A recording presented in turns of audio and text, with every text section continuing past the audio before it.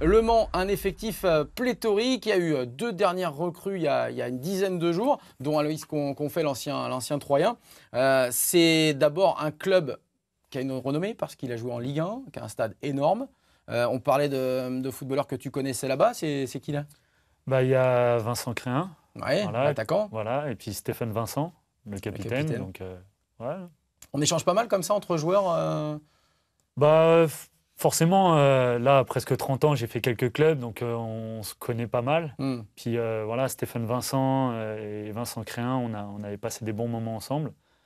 Donc voilà, on a plus ou moins de contact encore, mais on suit forcément les résultats. Bon, eux, c'est l'objectif Ligue 2. Hein, Mm. c'est affiché. Hein, Ouais, ouais. Enfin, c'est affiché. Pas spécialement en début de saison, Non. parce qu'il restait sur deux montées consécutives. Mm. Mais là, quand on est leader ex aequo et qu'on a un effectif comme ça, renforcé par un dernier attaquant qui vient d'arriver, on va regarder les images, c'est Thibaut Viala, 22 ans.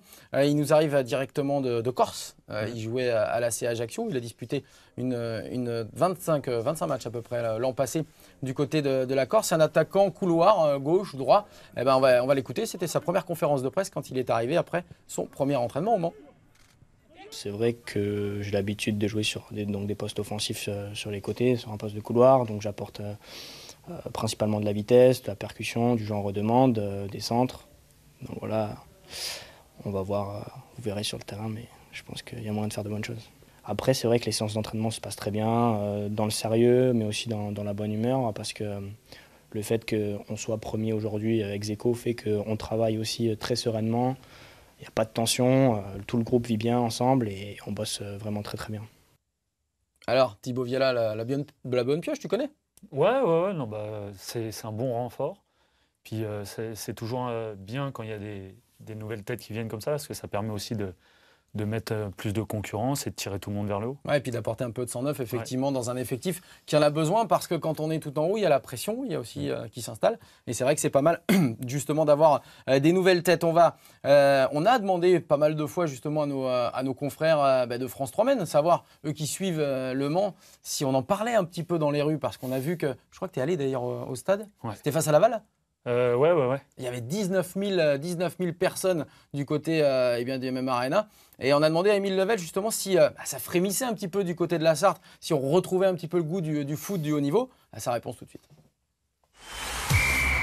Salut Anthony, alors je ne sais pas si on peut déjà parler d'engouement, mais c'est vrai qu'on sent qu'il y a un petit truc qui frémit ici au Mans quand on parle foot.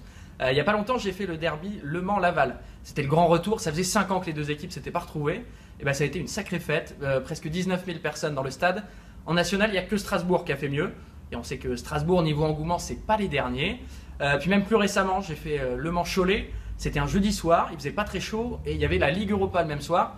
Donc un amateur de foot, il pouvait très bien rester chez lui et passer une bonne soirée. Et il y avait quand même 3500 personnes au MM Arena, c'est-à-dire plus du double de l'affluence moyenne du championnat. Alors je pense qu'on n'est pas non plus près de voir le MM Arena plein à craquer, parce qu'il y a quand même de la place. Mais voilà, on sent que le public répond présent dans les grands événements. Et si le club continue sur sa belle lancée, je vois pas pourquoi le public arrêterait de répondre présent.